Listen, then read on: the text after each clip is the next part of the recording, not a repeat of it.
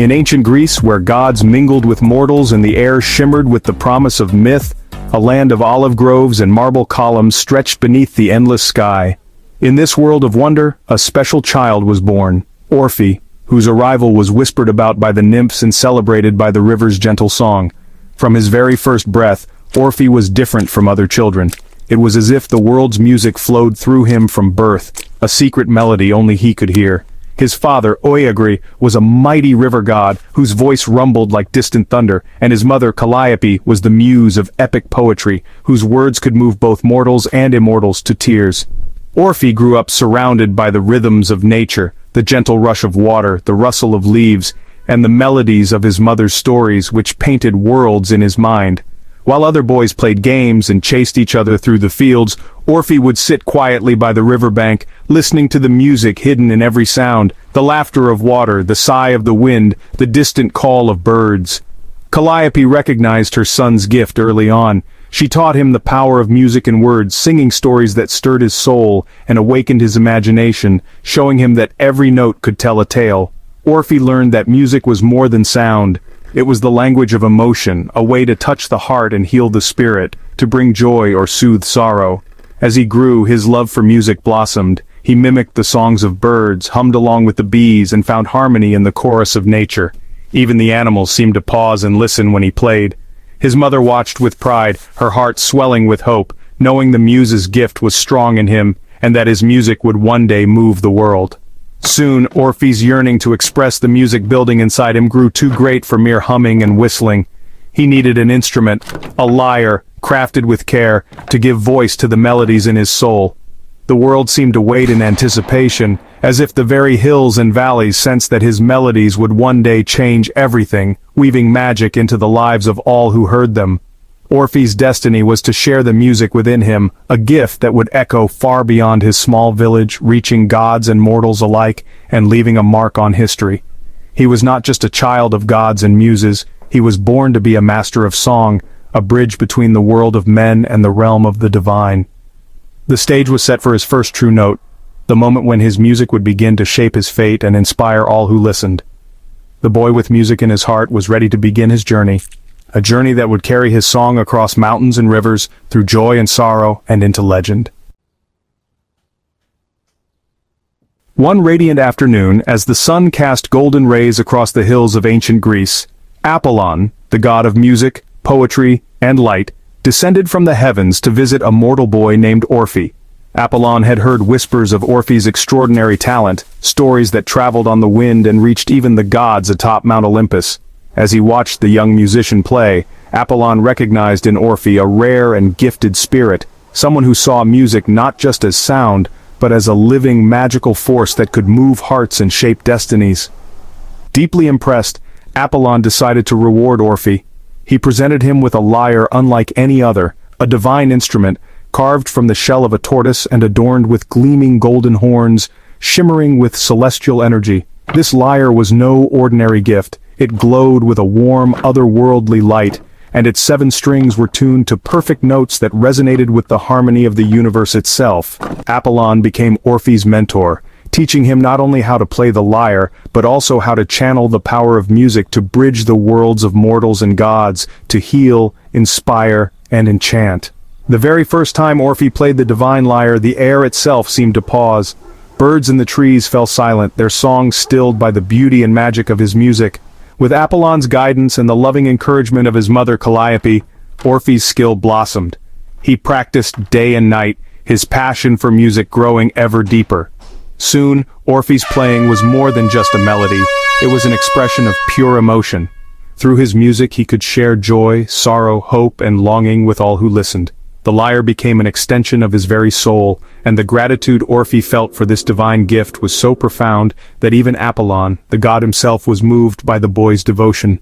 Night after night, Orpheus practiced beneath the stars, his music echoing through the valleys, growing richer and more powerful with every chord he played. The gift of the lyre was more than a reward. It was the spark that ignited Orpheus' destiny, marking the dawn of a legend that would echo through the ages. With his divine lyre in hand and a heart full of dreams, Orpheus was ready to share his music with the world, forever changing the course of his life and the lives of all who heard him. Orpheus' gift was not just his lyre, but his voice, clear, powerful, and enchanting. His melodies were more than mere sounds. They were a bridge to the divine, a conduit for emotions too profound for words alone. When he sang, the world seemed to listen. His voice could soothe or stir, telling epic tales with every note. Nature itself appeared to pause, as if the trees and rivers leaned in to catch every word. Combining voice and lyre, Orpheus created music that painted vivid pictures in the minds of listeners. Each strum of his lyre and each note of his voice wove together to form a tapestry of sound that could transport one to otherworldly realms. People traveled from afar to hear him, gathering in silent awe. They came not just for entertainment, but for the profound experience his music offered, a journey of the soul. His songs brought peace to the troubled and hope to the weary. In times of despair, his music was a beacon of light, a reminder that beauty and goodness still existed in the world. Orpheus' fame spread across Greece, not for seeking glory but for sharing his gift. His renown was a testament to the power of his art, which transcended the boundaries of language and culture. He became known as the master singer, the lord of the lyre. His name was spoken with reverence and his music was cherished as a treasure of the human spirit. His music was a balm for the soul, a reminder of beauty in the world. It was a universal language that spoke to the heart, transcending the barriers of time and place. Orpheus played for the joy of creation and connection. His music was an expression of his innermost self, a gift he shared freely with the world. His art was pure, given freely to all.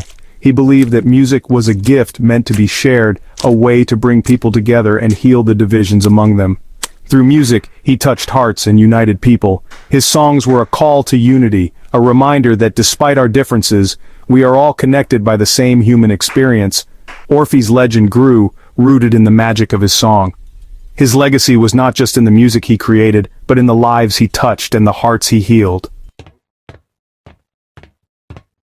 As Orpheus' mastery grew, he felt the 7 strings of his lyre were not enough. Inspired by his mother and her 8 sisters, the 9 muses, he added 2 more strings. This act honored the divine sources of art and knowledge. Each string now represented a muse, making his instrument a tribute to their inspiration. The 9-stringed lyre allowed richer harmonies and deeper expression. When Orpheus played, it was as if all 9 muses sang through him. His invention marked him as both artist and innovator. The lyre became his signature, a symbol of his connection to the muses. Every song was a prayer of thanks to the goddesses who blessed him. Orpheus' music now echoed with the voices of all who inspired him. Orpheus' music enchanted not just people but all of nature. When he played, forests fell silent, winds hushed, and even ancient trees seemed to listen. Stones wept dew, rivers stilled, and fish floated near the surface, mesmerized by his melodies. The world paused, united in awe of his song. Orpheus' music was a force of harmony, understood by every living thing. His notes wove together the fabric of nature, bringing peace to all. He played not just for mortals, but for the soul of the world itself. Each performance was a reminder of the deep connection between all things. Orpheus' art brought unity, making the cosmos itself his audience. In his hands, music became the language of creation. Orpheus' music tamed even the wildest beasts of Greece. Wolves, bears, and lions, once feared by all, were soothed by his melodies. Predators and prey gathered together, entranced and peaceful. The fiercest animals lay beside the gentlest, united by the power of his song. Orpheus' music bridged the gap between fear and peace, chaos and harmony. His art proved that beauty could conquer aggression. A single melody brought tranquility to the most savage hearts. Orpheus' gift was a living miracle, a vision of peace on earth. Through music, he transformed the wild into a place of wonder. Orpheus became a legend, not for battles but for the peace and wonder his music spread. Kings and shepherds alike sought his gift, believing music was for everyone. His story taught that true power lies in art and a gentle heart. Orpheus' songs united gods, mortals, animals, and nature itself. His 9-stringed lyre symbolized the harmony possible in the world. He gave the world not riches but harmony and peace. Orpheus' music was a timeless melody, echoing through Greece. He was more than a musician, he was a force of nature, a living song. His art proved that a single, beautiful voice could change the world.